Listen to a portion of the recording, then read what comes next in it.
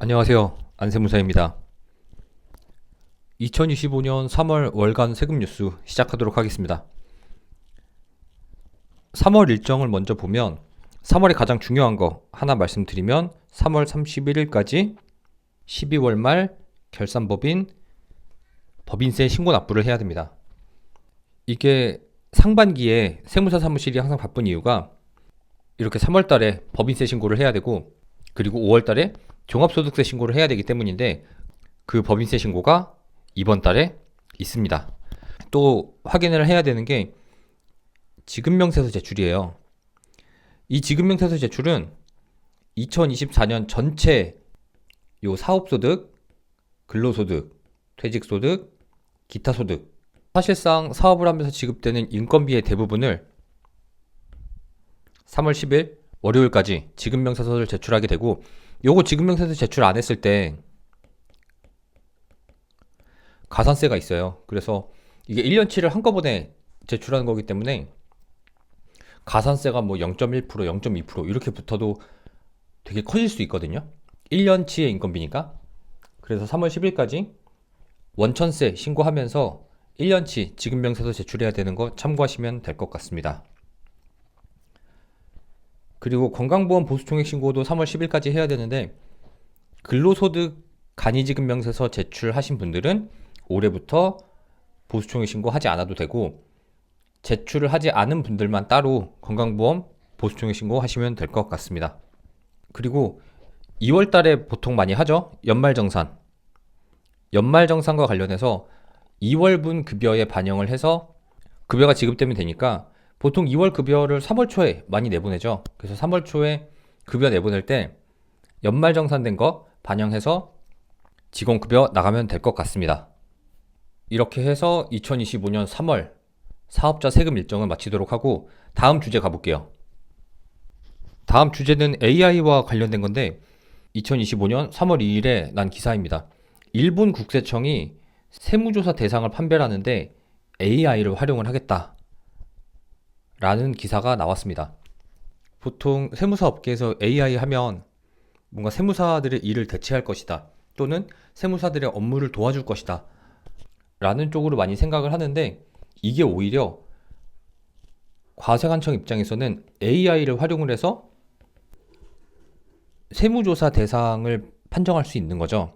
여러 가지 데이터들을 보고 이러이러한 데이터들이 많은 기업들이 보통 탈세를 많이 하고 세무조사를 했을 때 추징액이 많이 나오더라 라는 데이터가 쌓이면 그 사업장만 들어가서 세무조사를 하는 거죠. 이 사실 세무조사라는 게 예전에는 뭐 5년에 한 번씩 무조건 세무조사 받는다 뭐 이런 식으로 얘기를 했었는데 아무 이유 없이 세무조사를 받는 경우는 별로 없고 요즘은 제가 직접 국세청 법인세 과장님한테 들은 건데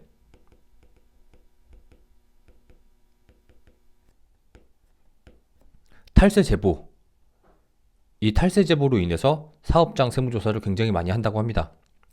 그러니까 사실상 이 제보만 받아서 세무조사를 해도 1년치를 꽉 채우는 거죠. 그런데 AI까지 활용을 하게 된다면 앞으로는 사업자와 관련해서는 세금 관리를 조금 더 철저히 해야 될 것으로 보입니다. 다음 내용 살펴볼게요. 이전에 사업자 세금 일정 설명하면서 3월 달에 가장 큰 거는 12월 말 결산 법인에 대한 법인세 신고라고 했죠. 그리고 대부분의 법인은 아주 특별한 경우가 아니면 다 12월 말 결산 법인입니다. 그렇기 때문에 3월에 법인세 신고를 많이 하는 거죠. 법인세를 신고하기 전에 국세청의 신고도움 자료를 꼭 확인하세요라는 보도자료가 나왔습니다.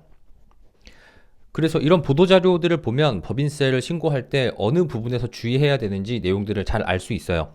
그 중에 첫 부분만 좀 가지고 왔는데 보통은 첫 부분에 가장 중요한 내용들이 많이 있거든요. 그래서 첫 번째, 건강보험료 납부 내역을 제공을 하겠다. 뭐 이건 그렇게 큰 이슈는 아닐 것 같습니다. 두 번째, 사업연도 1년 미만 법인의 과세표준 환산 등 도움자료 항목을 확대하였다. 사업연도가 1년 미만이면 세율을 계산할 때 환산을 해야 되거든요. 그런데 환산을 하지 않고 그냥 세율을 적용하는 경우가 있어서 이런 환산하는 거 안내하겠다라는 내용이고 과거에 환산하지 않고 법인세 신고 들어갔던 게 되게 많았던 것 같아요. 그런데 이거 환산을 해야지 정확한 법인세가 계산이 되니까 사업연도 1년 미만일 때, 특히 2024년 중간에 법인을 설립해서 사업자 등록해서 사업하시는 분들 같은 경우에는 요 1년 미만일 때 반드시 환산해서세율 적용해야 된다. 알고 계시면 되고, 세 번째, 비사업용 토지와 주택의 소재지, 양도일자 등 거래 내역 상세하게 신고도움 자료 주겠다.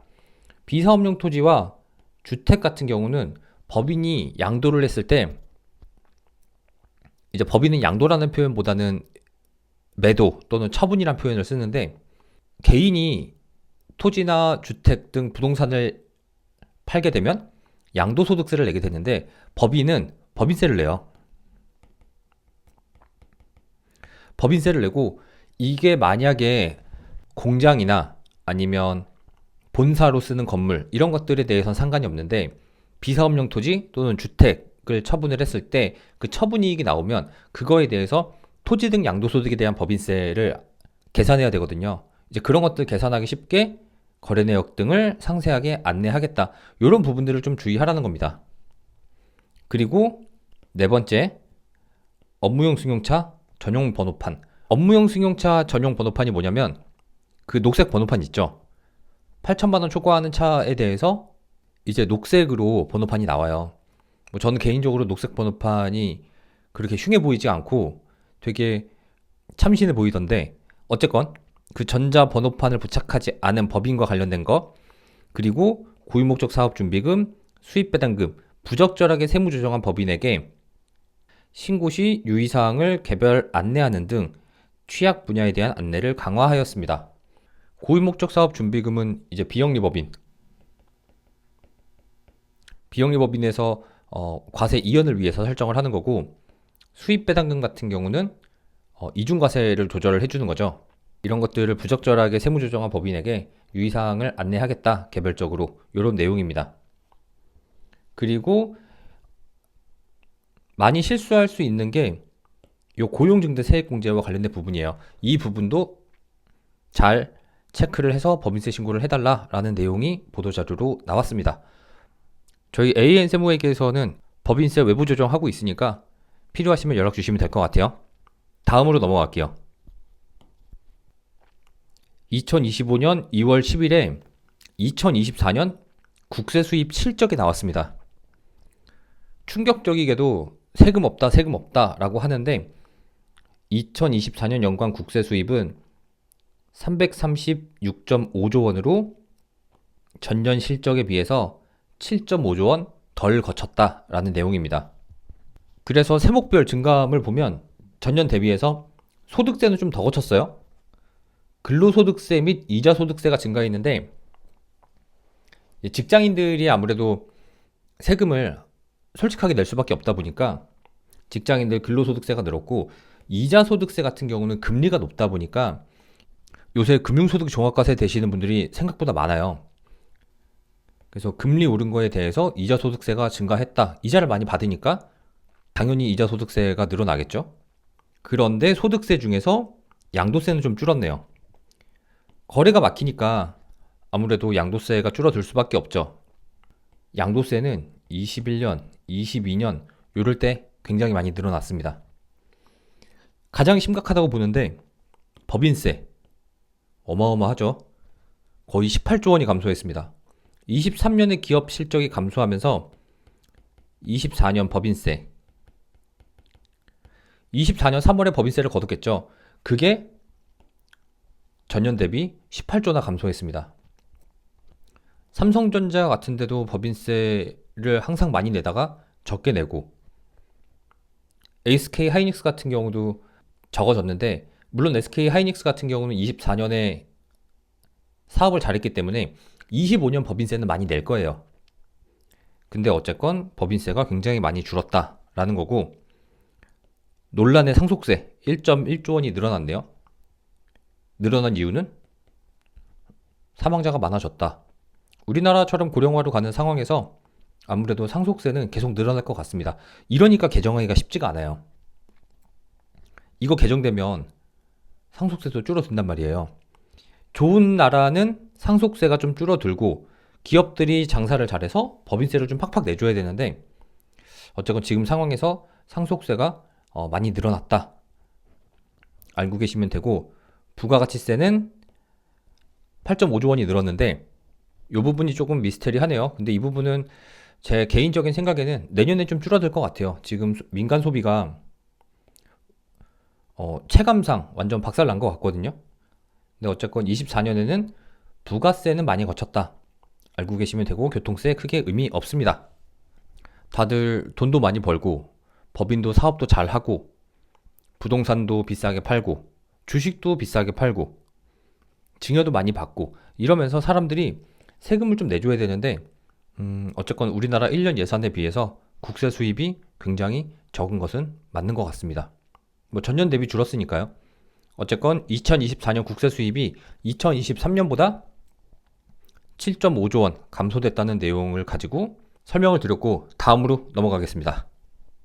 다음은 토지거래 허가구역과 관련된 건데, 이거는 사실 세금 뉴스라고 보긴 좀 애매한데, 제가 그래도 부동산 업무를 워낙 많이 보다 보니까 이런 부동산 기사에 관심이 있어요. 관심이 있는 것도 있고, 저는 부동산 자체에는 별로 관심이 없는데 부동산 세금과 관련된 업무를 보다 보니까 이런 것들 관심을 갖고 보고 있습니다. 토지거래 허가구역 해제됐죠? 그래서 강남 3구의 평균 거래가가 8% 상승했다라는 내용입니다. 이것 때문에 지금 강남 3구뿐만 아니고 주변으로 부동산 가격이 줄줄이 오를 것 같은 느낌이 드는데, 이거 오세훈 서울시장이 푸는 거거든요. 그래서 이거를 줄여서 오쏘공이라고 하더라고요. 오세훈이 쏘아 올린 공 뭐 이렇게 해가지고 오쏘공 현상이라고 하는데, 요새 반포 같은 데 가면은 집도 안 보고 계약합니다. 오히려 집을 보려면 계약금 입금하고 오라 그래요. 안 그러면 안 보여준다고. 그 정도로 지금 매도자 우위에 있는 시장입니다. 여기 나오네요. 반포 압구정은 집도 안 보고 그냥 계약금 먼저 넣어요. 그리고 저희 사무실이 있는 송파구, 여기 송파구 사무실 같은데, 송파구에 있는 아파트 3대장 여기 있죠?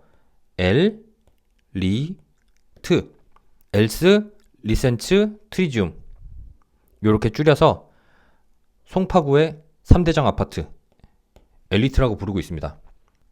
여기도 지금 이렇게 기사 사진으로 나온 거 보니까 요 토지거래 허가 해제와 관련해서 영향을 받고 있는 아파트 단지인 것 같습니다. 이거를 부동산 상승기라고 볼지는 모르겠지만, 어쨌건 토지거래 허가가 해제돼서 평균 거래가가 8% 상승했다는 거는 어쨌건 양도 차익을 많이 남기고 매매가 이루어지고 있다고 볼 수 있기 때문에 그럴 때 양도세 같은 거 꼭 주의해서 매도하시길 바라겠습니다. 비과세가 될 줄 알고 팔았는데 비과세가 안 되면 이런 데는 세금이 어마어마하게 나올 수 있습니다. 꼭 매도하기 전에 세무사를 만나서 상담을 받고 세금을 정확히 파악한 이후에 매도하시길 바라겠습니다. 이번 2025년 3월 월간 세금 뉴스는 여기까지 하겠습니다. 문의사항 있으면 저희 사무실로 연락을 주시면 될 것 같습니다. 감사합니다.